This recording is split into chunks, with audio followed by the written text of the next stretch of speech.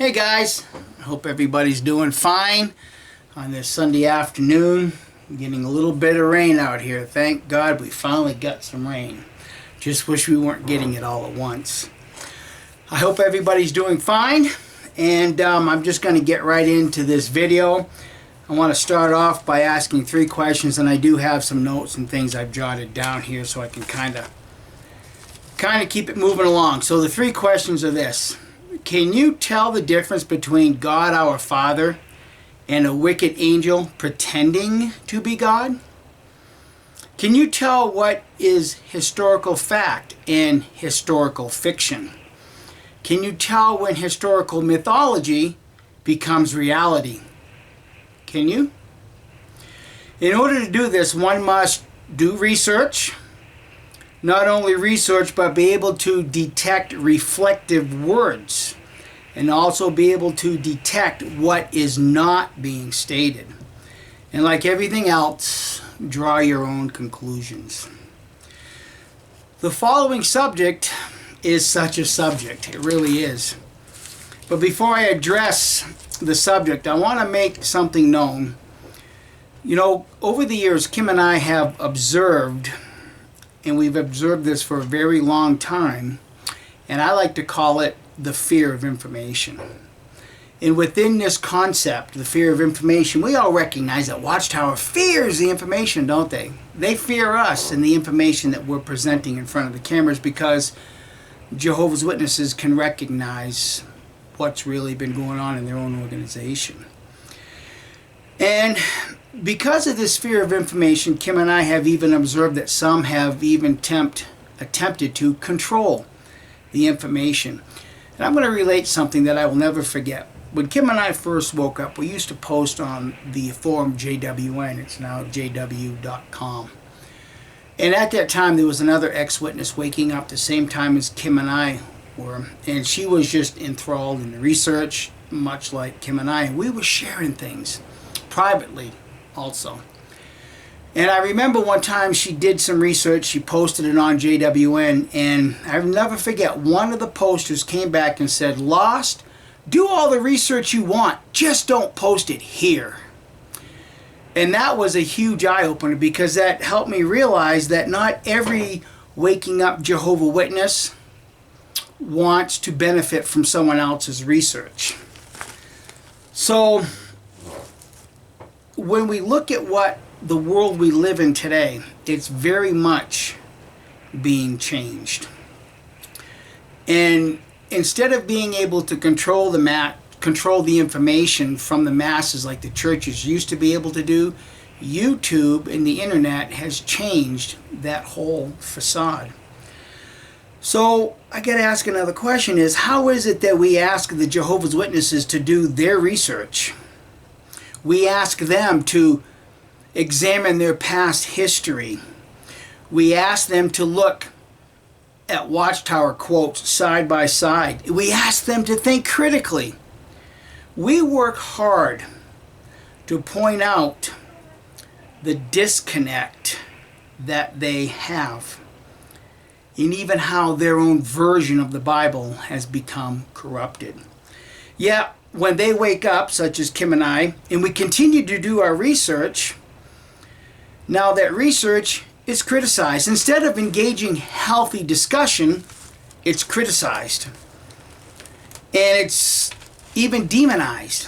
And it's almost like people are telling us, "Good for you, we're glad you woke up. Glad you've been doing your research. Now stop. Don't share no more of that research because it's disturbing the minds of everybody else." Why do people begin to fear information once they've woken up and come out of a cult? Why? Well, what I have now to present will cause fear in some people. And if you are such a person, please shut the video off because you're not going to like this because your worldview and your view about the Bible just may change. What I'd like to do is read from the book that I've been studying from. This book right here. I want to read to you an excerpt on page 384 because I found this very, very interesting. Page 384, under the subheading right here, Ezekiel. And yes, this has to do with the prophecies of Ezekiel. Okay, so I'm going to read this. The prophet Ezekiel, it is recorded, was a priest who had been exiled to Babylon along with other Judean elite in 597 BCE. The book attributed to him is the most unusual of the prophetic books, as rabbinic tradition recognized when it debated whether or not the book should be admitted to the canon of Scripture. Do you understand what that paragraph is saying?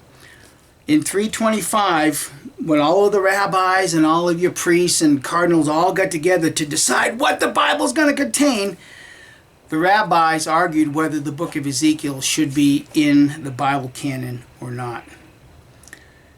It contains elaborate and sometimes fantastic visions, yet its arrangement is more orderly than prophetic books of comparable length.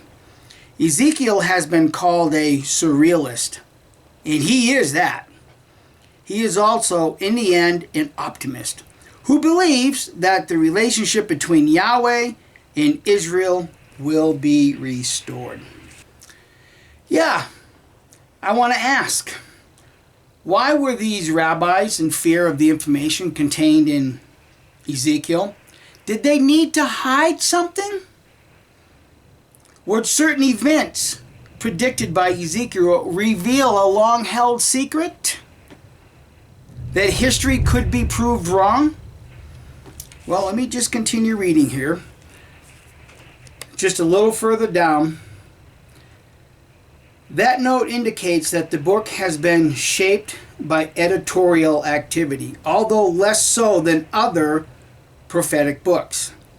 Editorial activity means it had to be edited. Something wasn't quite right. Another indication of editorial activity may be the correction to the oracle predicting the Babylonian destruction of Tyre.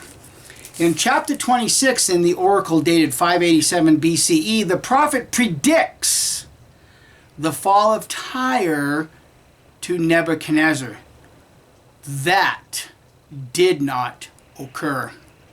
Despite a 13-year siege, and in chapter 29, verses 17 through 20 of Ezekiel, the latest dated oracle in the book, the prophet pronounced that although Nebuchadnezzar did not capture Tyre, Yahweh would give him Egypt as a kind of consolation prize. That did not occur either. So I just want to read from the bottom of the page. It's just one sentence. It's right here under the life of Ezekiel. It says, the correction of the prophecy on Tyre is in chapter 29. And it also is also an indication that the substance of the book dates from the period given the dates in it. Now we all know all too well what is recorded at Deuteronomy 18:22 about a false prophet, don't we? But I want to read a little bit further from this book on page 392. Okay, reading from page 392, the bottom of the first column under the subheading entitled The Oracles Against the Nations. Right here, I'm going to be reading what I've highlighted. Prolonged attention is given to the Phoenician city of Tyre on the Mediterranean just north of Israel's traditional boundary. In several poetic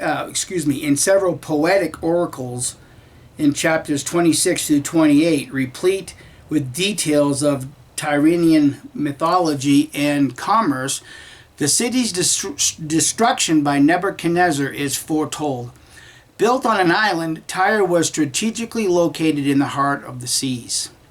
Like Jerusalem, Tyre was a city perfect in beauty. was linked to the mythological Garden of Eden and also was thought to be impregnable. Like the Davidic monarchs, the kings of Tyre also seem to have claimed divine status, and they were ceremonially adored with precious stones, like the high priest. In an extended metaphor in Ezekiel, the island city of Tyre is compared to a ship laden with goods from all over the eastern Mediterranean, reflecting its far-flung commerce. But like a ship, it too will be wrecked, to the dismay of its sailors and the amazement of its trading partners. In fact, although the Babylonians laid siege to Tyre and forced its surrender, they never did succeed in capturing it. Not until the 4th century BCE did the Greeks, under Alexander the Great, do so. Reflecting the failure of the prophecy to be fulfilled is a kind of footnote in chapter 29, verses 17 through 21, according to which, as a kind of consolation prize for his failure, for his failure to capture Tyre, Yahweh gave Nebuchadnezzar Egypt instead. Okay, what I'd like to do now is read part of that account in the Bible at Ezekiel 29, 17 through 20. Now it came about in the 27th year, in the first month, on the first day of the month, that the word of Jehovah occurred to me, saying, Son of man, Nebuchadnezzar himself, the king of Babylon, made his military force perform a great service against Tyre. Every head was made bald, and every shoulder was one rubbed bare. But as for wages, there proved to be none for him and his military force from Tyre for the service that they had performed against her. Therefore, this is what the sovereign Lord Jehovah has said. Here I am giving Nebuchadnezzar, the king of Babylon, the land of Egypt. And he must carry off its wealth and make a big spoil of it and do a great deal of plundering. It must become wages for his military force. Now pay attention to these words, friends. And he must carry off its wealth, Egypt's wealth. He must carry off. Nebuchadnezzar must carry off Egypt's wealth and make a big spoil of it, and do a great deal of plundering. So what happened is that Nebuchadnezzar could not conquer Tyre. So to make Nebuchadnezzar feel all good, warm, and fuzzy, Jehovah said, I'm going to give you Egypt, and you will make a great spoil of Egypt. Now before I go on, I'd like for you to place yourselves not only in the place of those who went into exile to Babylon and those who remained behind, as you read in Jeremiah chapter 40, verse 7. What would you think about what you have just witnessed? Now think about this. Jehovah blesses the Babylonians for punishing us, the Jews, a man who also worships false gods. Let that sink in. Why would God say, I'm going to punish you, Jerusalem. I'm going to use Nebuchadnezzar, and then turn around and bless Nebuchadnezzar, who's a man worshiping false God?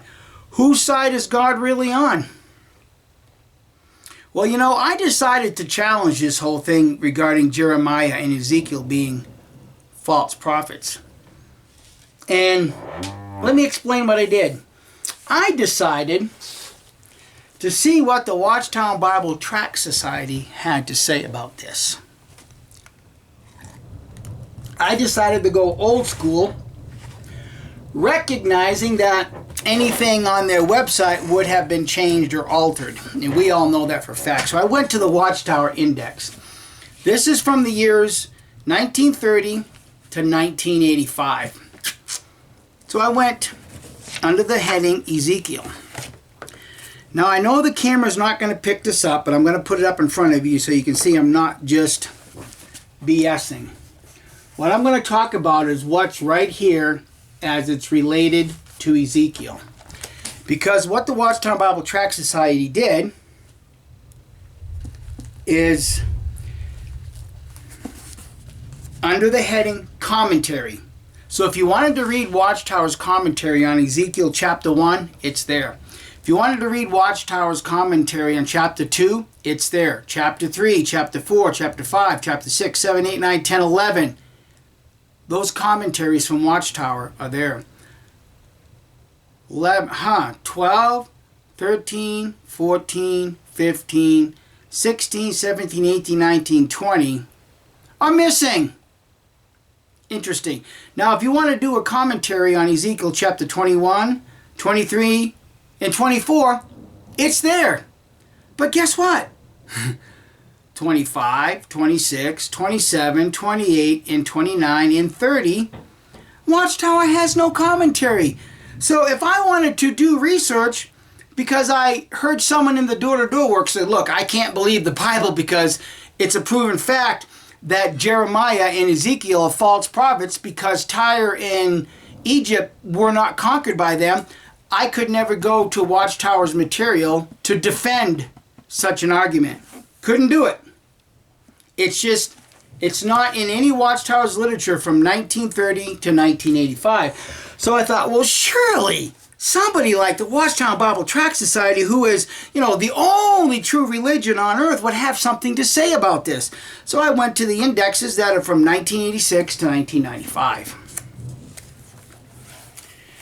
And lo and behold, the only reference they have is in the Inside book. But before I get to that, I thought, you know what?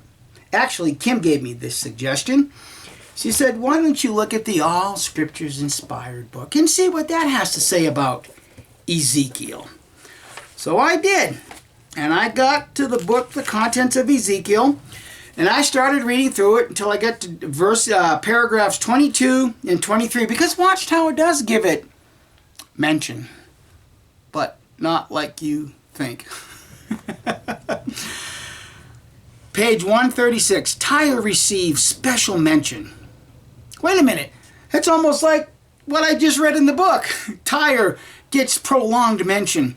Proud of her thriving commerce, she is like a pretty ship in the midst of a sea. But wait a minute, didn't I just read that in this academic book? Okay, but soon she will lie broken in the depths of the waters. I am God, boasts her leader. Jehovah has his prophet deliver a dirge concerning the king of Tyre. As a beauteous, anointed cherub, he has been in Eden, the garden of God, but Jehovah will put him out of his mountains and as profane, and he will be devoured by fire from within. Jehovah says he will also be sanctified by bringing destruction on scornful Sidon. Okay, this says nothing about Nebuchadnezzar destroying it. All it does is just, next paragraph. Jehovah now tells Ezekiel to set his face against Egypt and its Pharaoh, and to prophesy against them. My Nile River belongs to me, and I have made it for myself, brags Pharaoh. Pharaoh and the Egyptians who believe in him will also have to know that Jehovah is God. And the lesson will be administered by a 40-year desolation. This next sentence is very telling. Ezekiel here inserts some information actually revealed later to him. So think about what that is saying. Ezekiel had to edit his writings for something that was said later. So it was said later, but I'm going to move it over here to make it look like it's one continuous sentence. Isn't that, today we would call that cherry picking, wouldn't we? But Watchtower acknowledges that Ezekiel here inserts some information actually revealed to him later. In 591 BCE, Jehovah will give Egypt to Nebuchadnezzar as compensation for his service in wearing down Tyre. Not conquering, wearing down Tyre. Do you see what Watchtower is doing here? They're having to admit, not in the in-your-face words, that Nebuchadnezzar would conquer Tyre, but now it becomes wearing down Tyre. And then in parentheses, Watchtower has, Nebuchadnezzar took very little spoil at Tyre, since the Tyrians escaped with most of their wealth to their island city. It's a failed prophecy, friends, coming right out of the mouth of Jehovah. In a dirge, Ezekiel makes known that Nebuchadnezzar will despoil the pride of Egypt, and they will also have to know that I am Jehovah. Whoa, what the heck just happened? Thank you for popping in. Hello, friends. While editing this, Kim decided to look and see if Watchtower had something more up-to-date, more current than what I'm presenting in this particular video, and guess what she found? Now, personally, myself, I like to go after Watchtower and what's in Watchtower's literature. So that's what I'm going to do. I'm just here for a minute to do that. I don't like old school and going back to the old books. I like new stuff. But it's interesting to note that even on Watchtower's library, they do have something written more closely related to our time. Well, the thing is this was so funny when I started reading it. I said, Mike, listen to this, and I read it to him. And this is the August 1st, 2007 Watchtower. Jehovah's Word is alive. Highlights from the book of Ezekiel. Because I kind of figured they would have something a little more updated. Well, you mean Watchtower actually found evidence contradicting what I'm presenting in the video, right? I mean, that's Yeah. Watchtower found evidence to this. Yeah. So really, I'll just let you continue. So the second column on page 8, Scriptural Questions Answered. Chapter 28, 8 through 12. When was Egypt desolated for 40 years? After the destruction of Jerusalem in 607 BCE, the remnant of Judah fled to Egypt despite the prophet Jeremiah's warning. That did not prove to be an escape for them because Nebuchadnezzar came up against Egypt and conquered it. The operative word is conquered it. The 40-year desolation of Egypt may have followed that conquest. May have followed that conquest. Yeah, may have. See, there's one of those words that misdirect. While secular history provides no evidence of this desolation, we can be confident that it took place because Jehovah is the fulfiller of prophecy. Now, do you friends catch that Watchtower right there is confirming what the academic world already recognizes? Watchtower is confirming archaeological history, that there's no proof that Nebuchadnezzar conquered Egypt. But because Jehovah said it, told Ezekiel this was going to happen, then they just assume it happened. But I could tell you that, the moon is made out of Swiss cheese. Would you accept that? No, I've heard it's actually like a metal ball. Well, okay. But see, I can't, no fooling you, is there? But do you see how Watchtower dances around this a little bit? But there's even more. On the next page, Lessons for Us, 29, 19, and 20. Since the Tyrians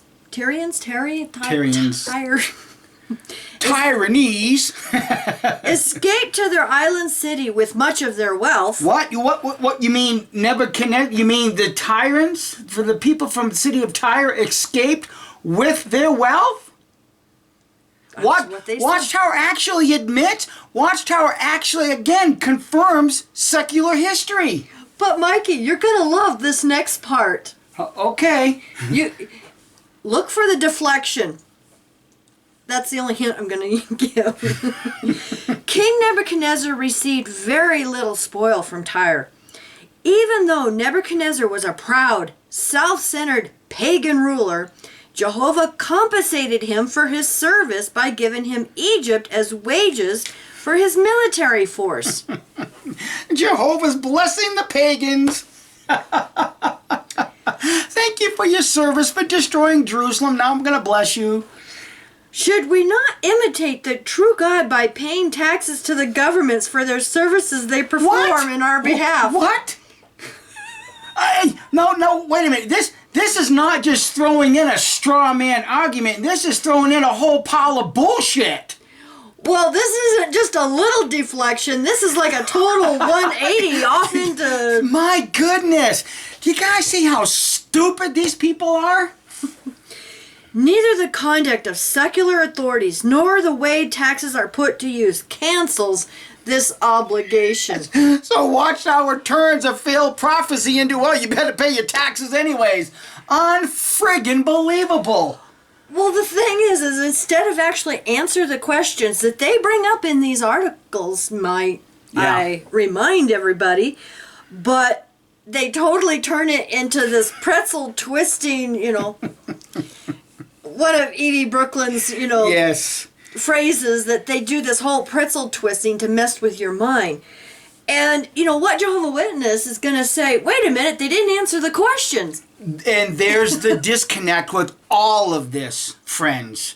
This is the entire disconnect, and this is what the academic world can see. There is a huge disconnect when it comes to some of these biblical prophecies. Yeah. And Watchtower just continues to feed that disconnect because, again, Watchtower is all but acknowledging these are failed prophecies without actually saying the words failed prophecies or that did not prove to be. Yeah. Yeah.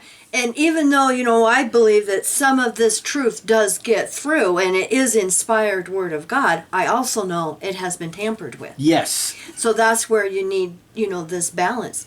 So I'm going to go back to cleaning the kitchen and let Mikey continue on with his video. Bye, everybody. Well, you know what? Even though Watchtower doesn't bold-face claim, yep, these people are right. Nebuchadnezzar did not conquer Tyre. Nebuchadnezzar did not conquer Egypt. No, they just have to dance around it by using words like wearing down. But I'm glad to see that Watchtower admits that Ezekiel had to edit his own writings. Interesting, isn't it? Now I'm going to go to the Insight book. Let me get here Ezekiel. Okay, this comes from the Insight book, volume 1, page 698. I'm going to be reading on the column to the right, second paragraph down. And I'm not going to read the whole thing, I'm just going to read what's pertinent. Because even Watchtower, when they tried to quote Herodias, they do a ... Okay, so beginning the reading. At Ezekiel 29, 1 through 16, a desolation of Egypt is foretold, due to last 40 years. This may have come after Nebuchadnezzar's conquest of Egypt. Dropping down to the bottom of the paragraph. Hence, while secular history provides no clear evidence of the prophecy's fulfillment, we may be confident of the accuracy of the Bible record. Do you see how Watchtower's dancing around this? There's no secular history.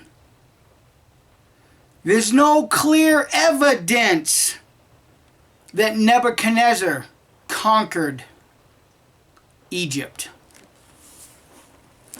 They fall just short of saying these prophecies did not come true. Oh, wow. That's a real eye-opener, isn't it, friends? Okay, so what really happened? What does history show? Well, history shows that Nebuchadnezzar only conquered one Egyptian city, and that was Carchemish. It's do a little bit of research. It's there. He did not conquer all of Egypt. He did not take the wealth of Egypt as the scriptures indicated. And I decided to look at some other websites, some other Christian websites, and unfortunately in the middle of my printing them off, we ran out of ink. But I was a little disappointed, a little disheartened that some of these other Christian websites did the same thing Watchtower did, danced around the issue. From the website, evidenceforchristianity.org. There's a question posted here. According to Jeremiah 43, Egypt would be conquered by Babylon, but secular historians attribute this conquest to the Persians. Do you have any info on this? Answer: your information is correct. The Persians, Medes, did conquer Egypt under Cambyses, the son of Cyrus, in 525 BCE. However, the Persians were not the first to conquer Egypt. Now look at what they do. They are now deflecting. They're deflecting a little bit. The Hyksos, the people of the sea, conquered Egypt at about 1750 BCE. After that, Egypt was conquered by the Assyrians. The Assyrian armies destroyed Thebes, the capital of Egypt, in 663 BC. Eventually, an Egyptian dynasty was reestablished. Later, Nebuchadnezzar of Babylon became the dominant power in the Near East. He attacked an Egyptian army at the famous Battle of Carchemish in 607 BCE, nearly destroying Egyptian power. According to his own annals, Nebuchadnezzar invaded Egypt, conquered parts of the Nile Valley in 576 BCE, and dealt a severe blow to its supremacy and power. To summarize, it is true that the Persians conquered Egypt under Cambyses, but Jeremiah's prophecy that Egypt would be conquered by Babylon was also fulfilled. To be honest, this is not one of the more amazing prophecies in the Bible, because at that time Jeremiah made his statement Nebuchadnezzar was a roaring power in the Near East. It was not a great shock that he was able to defeat Egypt. Nevertheless, God's prophecy through Jeremiah was fulfilled exactly as predicted by the prophet. Do you see the dancing around the issue? Guys, I found another one from this same website, and unfortunately I couldn't print it up because I'm out of ink. When the same question was asked about this, the prophecy of Ezekiel, these same people said, well, yeah, he really didn't conquer Egypt, but, he did harass it. He did harass Egypt. That's a far cry from conquering and despoiling the entire land of Egypt. It's a far, far cry from doing this. Now, there's another website that has opposing information. It's called SantiQuestPublishing.com. Now, unfortunately, it was an 11-page printout, and again, ran out of ink.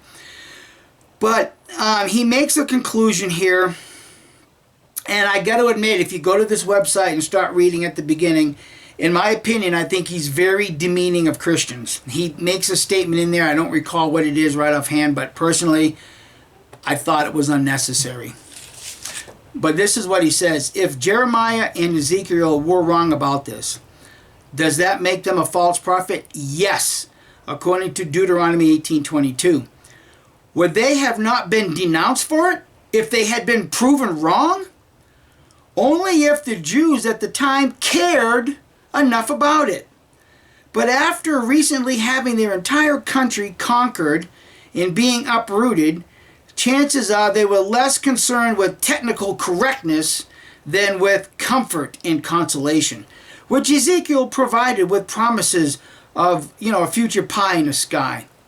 And technically, Jeremiah and Ezekiel did correctly predict Jerusalem's fall to Nebuchadnezzar II.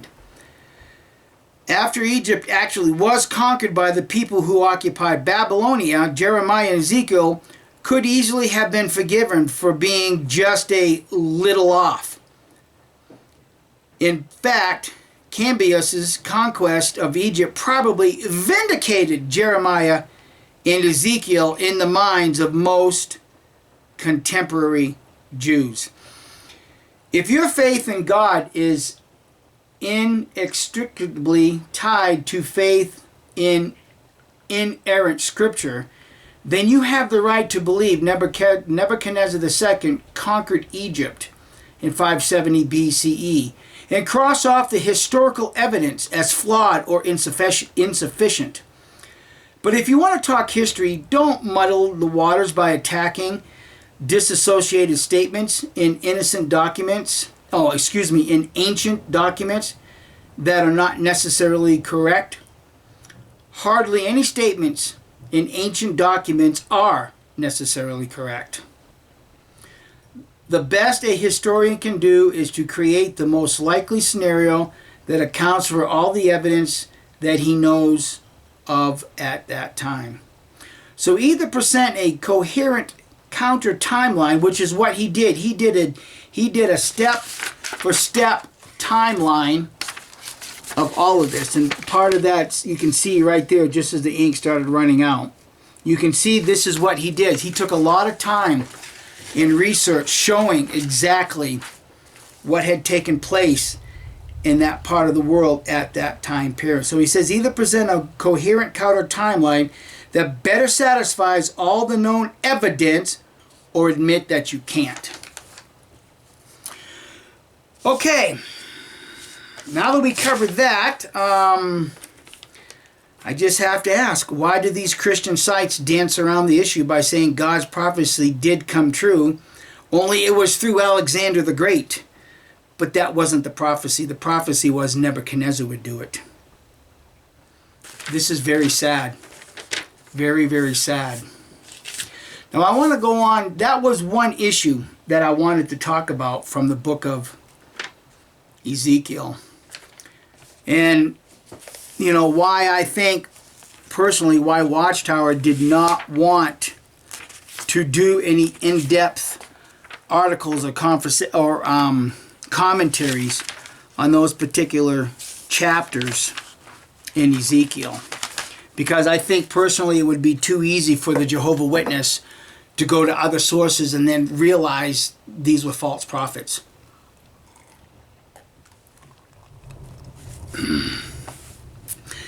The second issue that I think the reason why the rabbis didn't want Ezekiel in the Bible canon is this. And I'm going to read from the same book that I've been reading from and studying from on page 389. And I'm going to read it in this box. And when I read this, I would like the women to pay particular attention, because when you join a religion, you're not told everything what's in the Bible. Jehovah's Witnesses read their Bible in their kingdom halls weekly. We've read this, but it never, ever, ever sank in the gravity of what was happening. Because we all know that when God created woman from Adam's rib and presented Eve to him, she was a complement. Does God really feel that way about women? On page 389, Ezekiel 16 and 23 are an extended elaboration of the metaphor of Jerusalem and Samaria, the capital of the northern kingdom of Israel, as Yahweh's unfaithful wife. A metaphor also used by Hosea and Jeremiah. These chapters are troubling, if not offensive, to many modern readers, especially women.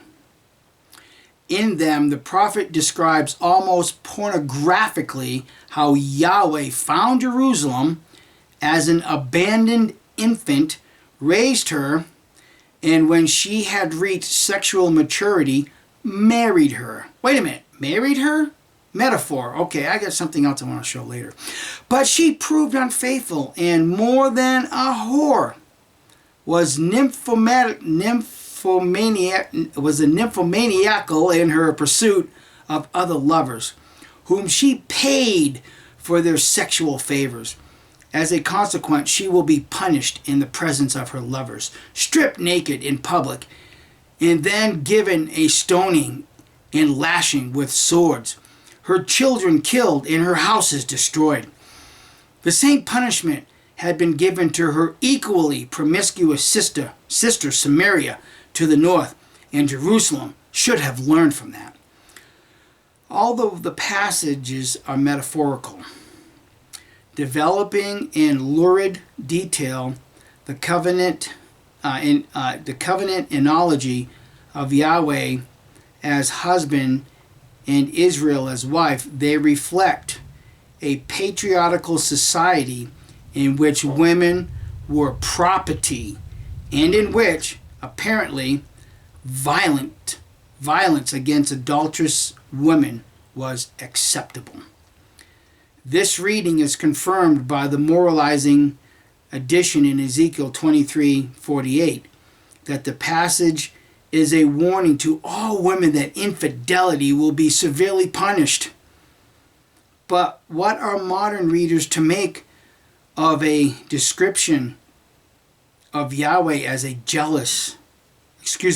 depiction of Yahweh as a jealous and possessive husband and abuser for whom in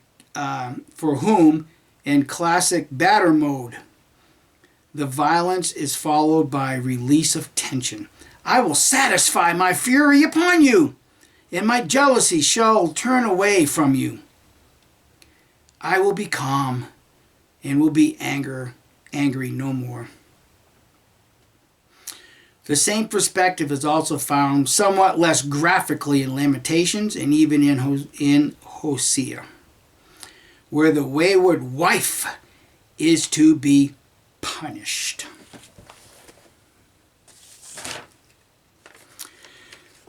How sad for women that your Creator views you in such a way. Where's the honor? Where's the compliment? To use women in such a metaphor is very disturbing. Ask yourselves, women, why would I continue to pray to such a God? But you know, there's something even more deeper involved in this. Like I said, as Jehovah's Witnesses, we would read scriptures like this in our kingdom halls. As young boys, we were assigned giving talks from these paragraphs, and we would always relate it to Jerusalem being punished. We would never stop back and think about, wow, do you see how God views women? To use this analogy to demoralize women in this way. But also ask yourselves, what would reading such accounts over and over and over as we did in our kingdom halls, how would this affect the male psyche in his view towards women? Do we not see that being played out inside our kingdom halls? Do we not see that being played out through the wanton abuse of children, young girls, young boys even? Can you imagine just reading these stories at a young mind, what it would do to the male psyche? And is that why a lot of Jehovah's Witness men are abusive towards women? I want to show you guys something that the ancient people connected with the Israelites, they had found something, an artifact, in the region of the Sinai was a fragment off of a large clay jar. And it really shows something to me that connects all of this in a mythological way. I'm going to show you the picture that's on page 322. I want you to take a look at that picture. Look at the phalanx between that god's legs.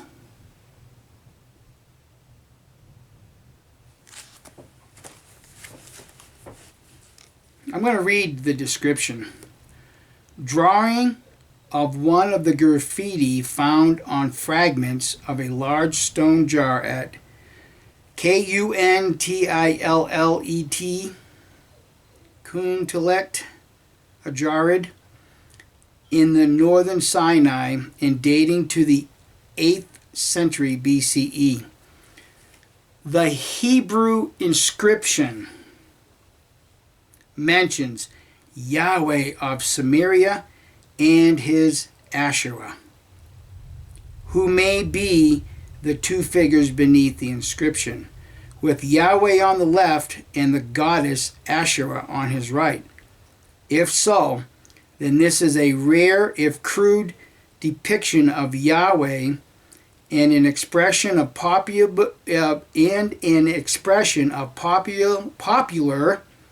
belief that he had a divine wife. You see, all of the other nations around Israel at that time, their primary gods, they all had wives. So why should our God Jehovah be any different?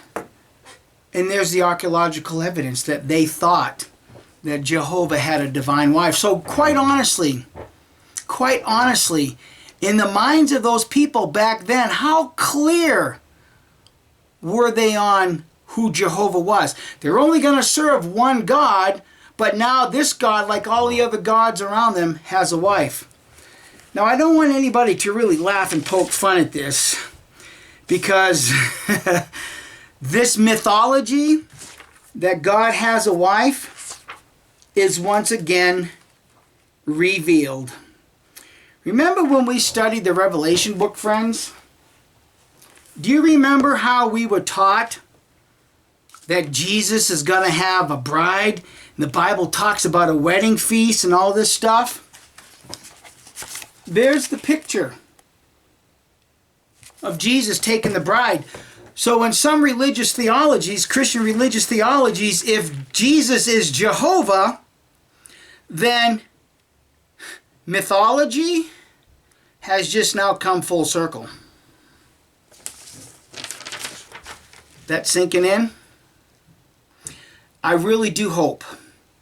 I really do hope and wonder that if this Jehovah, aka Jesus, I hope this Jehovah will treat his wife and treat women better than the Jehovah in the Old Testament. So I ask the question again, can you tell when an angel is pretending to be God the Father? Thanks for watching.